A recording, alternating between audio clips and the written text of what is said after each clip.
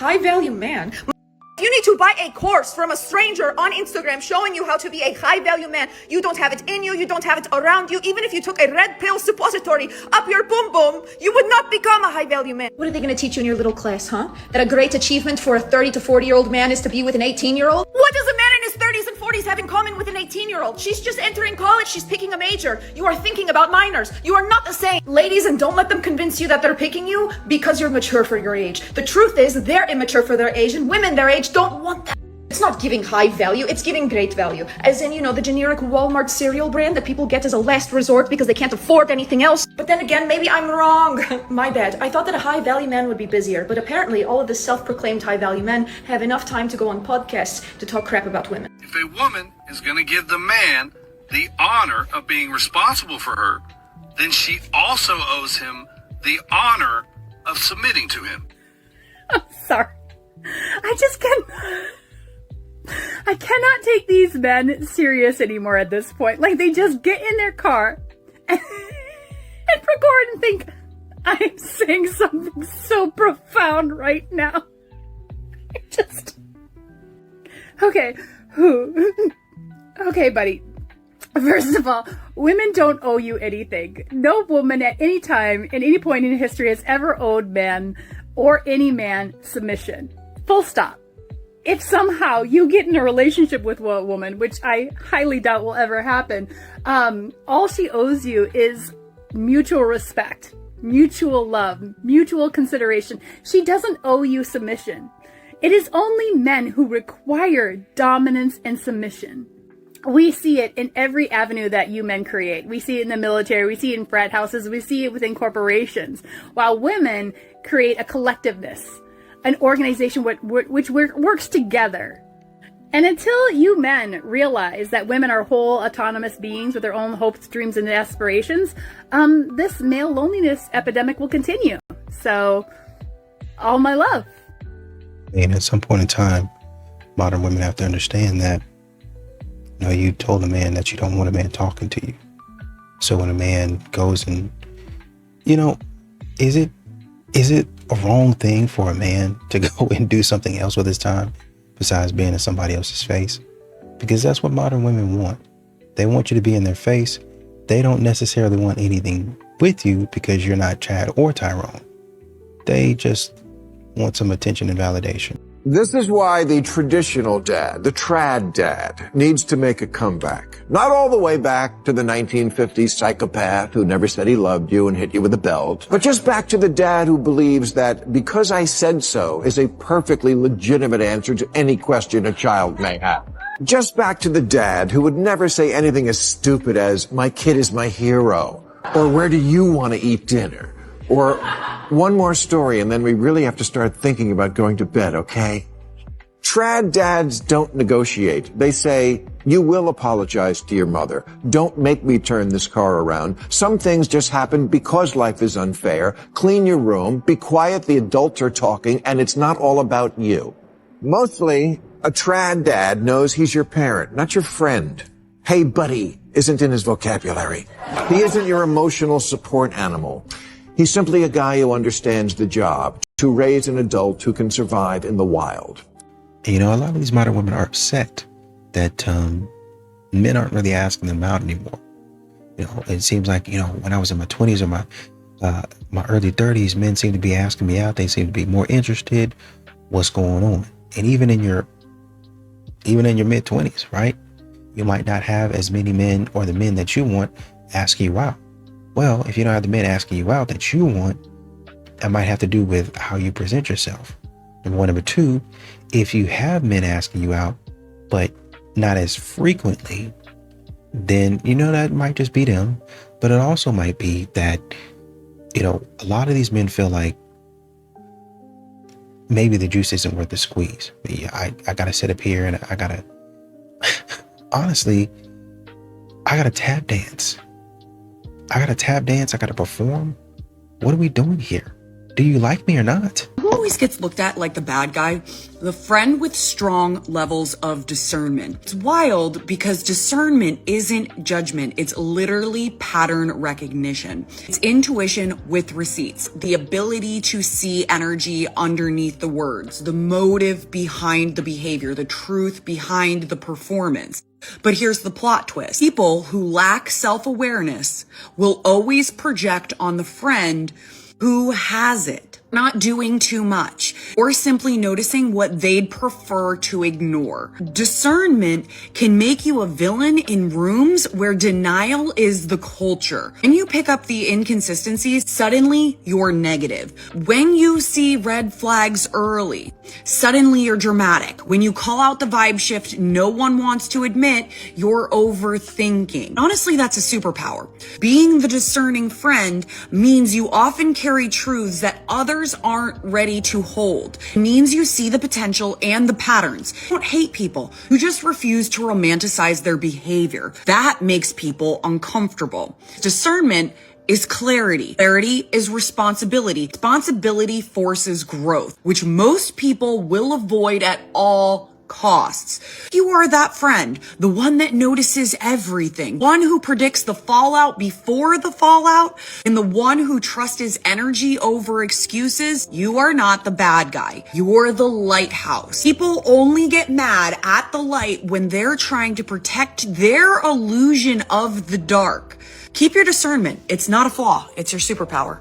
How many of you have seen this video? When feminists say they don't need men. You ready for this? Okay. When feminists say they don't need men, 96% of construction workers are men. 95% of electricians are men. 95% of plumbers are men. 98% of carpenters are men. 94% of HVAC technicians are men. 97% of mechanics are men. 96% of welders are men. Yes. 91% of truck drivers are men. And we know what the other 90% Yeah, right, Marge. Yeah. Large 97% of roofers are men. 95% of oil rig workers are men. 90% of machine operators are men. 85% of network engineers are men. 91% of mechanical engineers are men. 86% of civil engineers are men. 96% of firefighters are men. 85% of police officers are men. 80% of military personnel are men. 90% of pilots are men. 94% of train operators are men. 92% of forklift operators are men. Wow. These are some of the riskiest jobs in the world. All right, so this is why we have more numbers of women than men on earth. Because men are more exposed to risk than any other thing on earth. Almost everything we use on earth. Almost everything. Name it. What is it? Name it. Almost everything are being built by men, controlled by men, maintained by men. And you still say you don't need man in your life?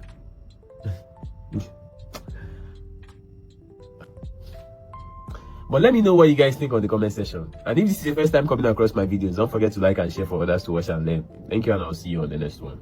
You know, a lot of these modern women, they want men to approach, but they want to tell men how to approach, right? And to a degree that makes sense, right?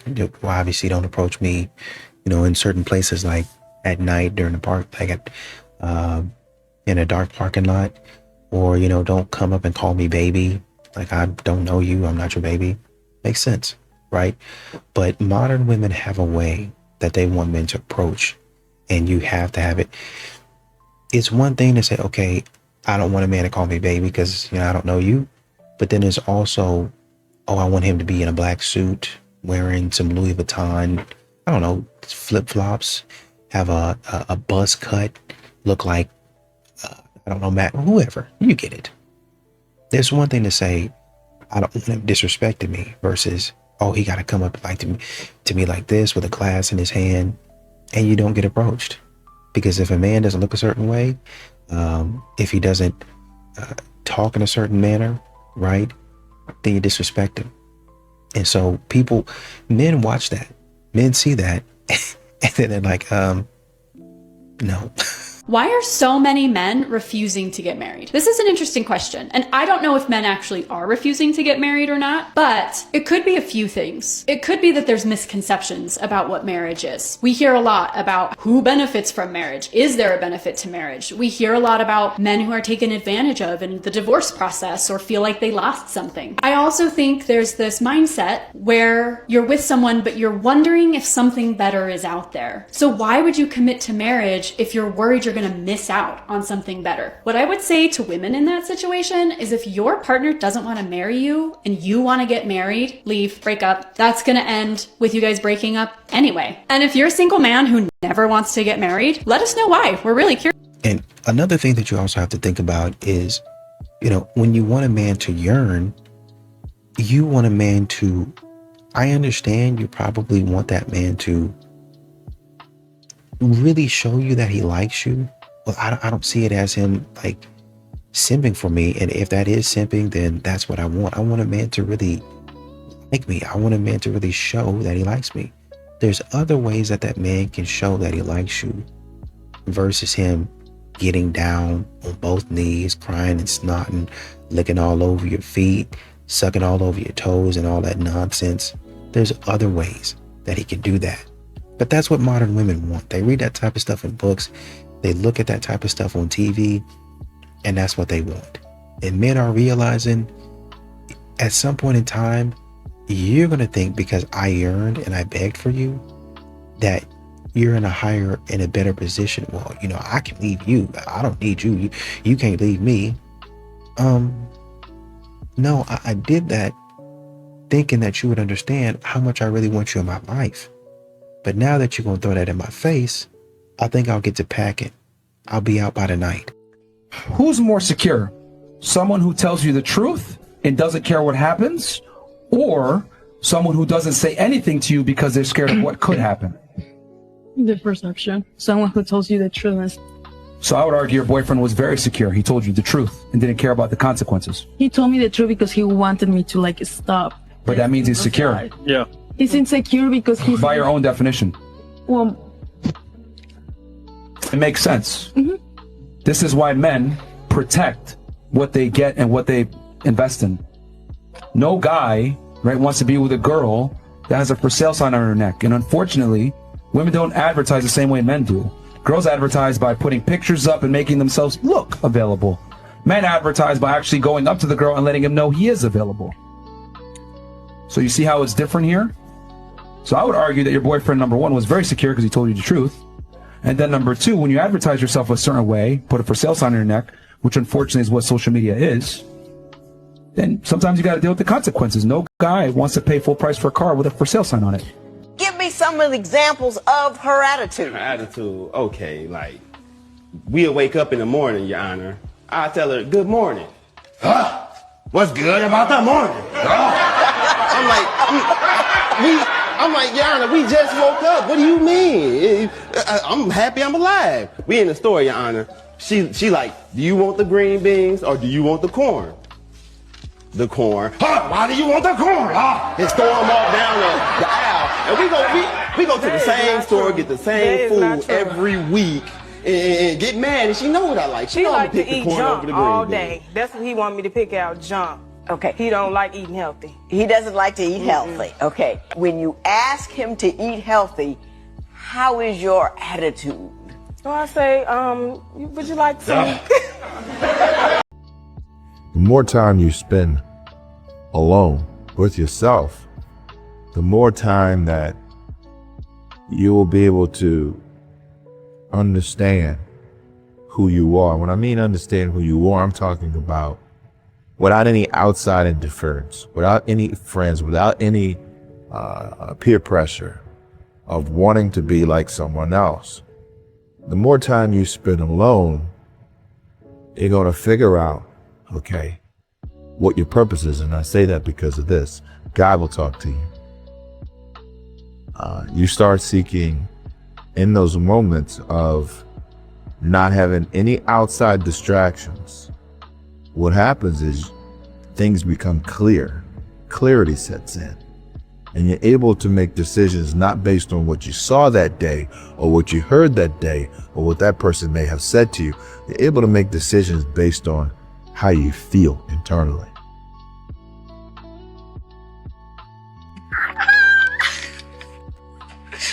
I just told the guy at the gym that I thought he was cute.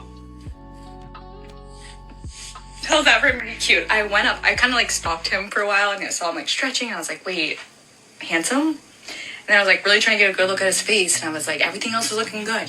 So then I saw him, he went downstairs and I like scurried behind him.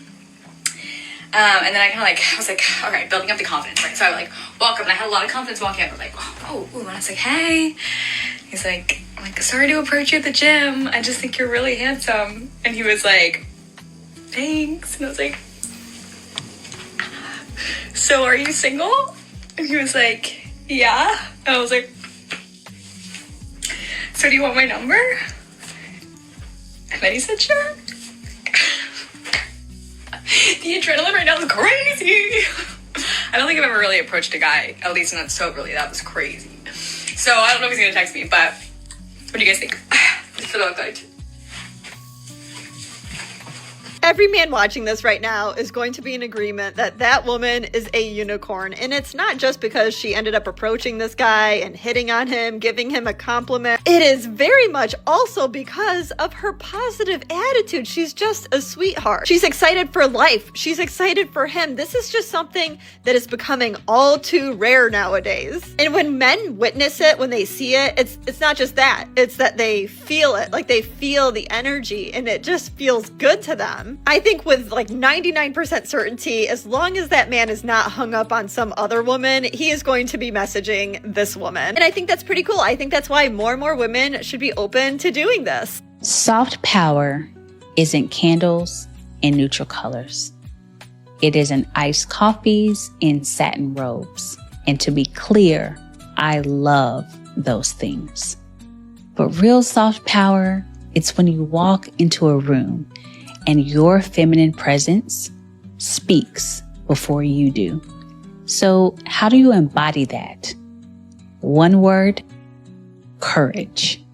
The courage to be clear, but kind. The courage to hold standards without being harsh. The courage to stop explaining yourself when you've already made yourself clear. And the courage to stay tender in a world that keeps trying to tear you apart. Because when you walk in that kind of courage, you do not have to fight to be seen. Your presence speaks first, and then people lean in, waiting for the weight, wit, and wisdom you carry when you do show up. Women aren't really meant to be submissive. I feel we are meant to lead.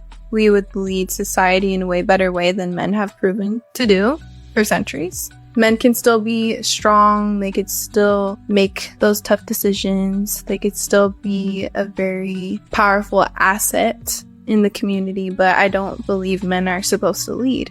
And a lot of the narrative that's being pushed and the way the mindsets have evolved in men, they've made themselves more suitable for them own selves to date each other, even if you're not than being suitable for a woman. And they are dating each other. And they are dating each other, but it's like, y'all not even catering to a woman's needs and wants. You're catering to what a man's needs and wants are, so you're not suitable for us anymore. Amber, was that a shade to Carmen's post? So, if men don't like hoes, can somebody explain to me what's going on here? Her chart looks exactly like the same chart I'm seeing people pass around the Megan Thee Stallion one. Yeah, I don't see anybody going up to Travis Kelce, calling him a simp. I don't see nobody talking about Travis Kelce asking them, why did he propose to a ran-through woman? Ran-through cat is ran-through cat. When Taylor Swift got proposed to by Travis Kelce, why didn't white men go around making a graph like this of Taylor Swift? No other group of women gets disrespected by their own community on this scale the way black women do, and y'all wonder why black women act the way they act. So are you saying in real life that you believe that men marry hoes like more times than not? Is that your argument here? I feel like it's about equal. I would say it's more often, but I feel like it's about the same. So are you saying half the women in the world that get married are hoes? They got a pass. I would say they're currently hoes, but everybody is some Christian non-hoe girl who got morals getting picked by a God-fearing man, because every man ain't God-fearing. So you just want every girl to just be like, oh, I'm this little celibate girl. I have so much modesty. And you just think, sir, you think a hoe wouldn't get married before her? Like, that's how you think the world works? I'm just curious. A hoe can get married, obviously, but she's going to have to change some of them hoe ways. She's not going to be able to continue to be a hoe or act like a hoe or have the mannerisms of hoe. She's going to have to adjust. But what is your mannerism of hoe, though? Like twerking? Like twerking, yeah. That is, you get up in public and you're twerking, that's whorish behavior. I don't think... It's whorish behavior. Like, what do you think when men see women twerk, do you think they're like, oh, I'm going to take her home to my mom? It's like, no, I want to have with her. I want to sleep with her. When you look at a lot of female friendships, and I'm not saying all of them, but a lot of them, there's a disloyalty. There is they don't trust each other. Women, a lot of times, and we show videos where they admit it, they don't trust each other. Now, why is this?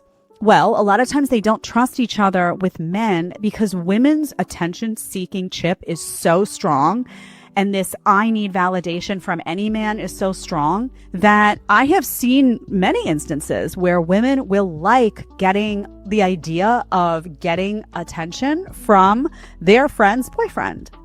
There's no sense of loyalty to that friend, or that sense of loyalty will become second tier to that attention seeking from men. They get married right here. Should I stop them? I might stop them. Make them down there and stop them. She comes to ruin his life.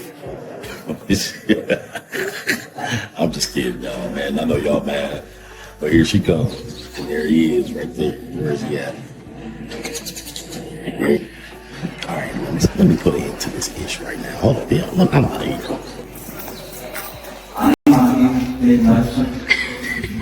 You know, I'm starting to understand what Shrek said. They judge me before they even get to know me. First, it's just a line. It's just a silly line from Shrek. And then I start going on dates and I'm getting denied because I'm not Mormon enough, or I'm not LDS enough. Or a new one was our political views are different, which, both points are valid. I understand both points. But it's exactly like Shrek said. They judge me before they get to know me. They don't ever understand my point of view like 100%. They just don't. They don't even give me the chance to explain it to where I could let them understand it. They hear a tiny bit of it, obviously, on the first date, and it's instant judgment like that. I had a date go amazing. In the last 30 minutes, it got ruined because of one of those things. It happens all the time. I can't even tell you the amount of times it's happened, and that's the reason why I get turned down. But that's just part of dating. It's just part of dating. People are gonna judge. You can't let that screw you over, The only person that defines you is you. The person that understands you is you. You shouldn't have to change for somebody else. Just be yourself, and at the end of the day, you'll find your person. Whether it takes years or it never happens. We pray it does, though. We pray it does. But it's okay. Don't change for somebody. Be yourself. So I had somebody recently ask me what was my thoughts on marriage. Marriage, legal marriage, man-made marriage is a scam. Just think about it for a second. When you go down to a physical courthouse and you sign all the paperwork and all this, that is an economical spousal support contract. That's what the it is. And it's really not in your favor as a man. Man-made marriage, the fake marriage is more risk than reward as a man. She can cheat on you and then, you say I want a divorce and you're it happened to my uncle. Feel what I'm saying? He had to leave the house that he had before she even came into the picture. You think I'm finna put my life through that? No, and a lot of people like bringing up the Bible. God said that you're supposed to get married before him. Let me tell you something. You got man-made marriage and you have biblical marriage. Man-made marriage is you going down, signing your life away like an idiot. Biblical marriage is the marriage or the merging of two hearts. You can be married to a woman and not go down to the courthouse and do all of this legal crap. Don't you understand that when you go down to the courthouse and then you sign all of these papers, you sign your life away? You put the government in your business. You know, you put them in a position where if go left, they can decide what the hell they want to decide for you and her. You want to be in full control, you know? That. No, I ain't put my life through that, you know? That. You know what's the worst is when they're telling you a story and you want to listen, but just what they're talking about, you can't even retain it. So I was supposed to go out to lunch with Jennifer. I'm all ready to do that. I show up, she's there with Susan. She knows I hate Susan. I look like Susan's been going to the gym. I mean, at that point, your head is like a newborn baby. You're trying to hold it up. You know, you can't. Even if you're trying to pay attention, you can't. Then you just start staring at their mouth after a while. Like, I can't believe it keeps coming out. This is unbelievable. It keeps coming out. It starts fading off. You start thinking about your own life, right? Why did I take Nebraska given 28? The is wrong with me? All of a sudden our voice go, Is that sports? Like, that was a question. All right, now what do? Can't say yes, you can't say no. You got to come with something neutral. Hey, what the you gonna do? What are you gonna do? It is what it is. You put one foot in front of the other and you do the best you can, guys. Halftime adjustments. Putting themselves into a possible position. Okay, fellas, let's just say you meet a woman that is very beautiful, very successful, and you guys date for a couple weeks, and then boom, you get up and you go ghost. What is a reason why men would ghost a woman, the ideal woman? Could it be that it's intimidation? Could it be hygiene? I don't know.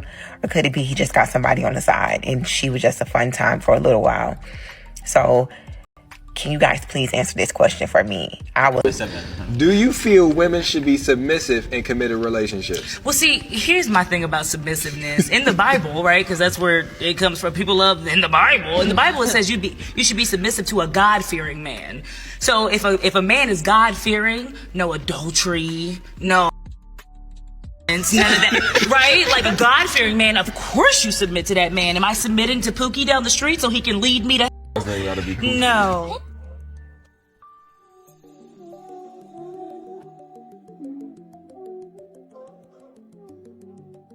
It's a tip for my man that's living by themselves. Man, at some point in our life, we realize that we all we got. We realize that we don't have nobody coming to help us. We realize that we our own backup plan. And when we finally realize that, that's when that shift happens. It's a mental shift.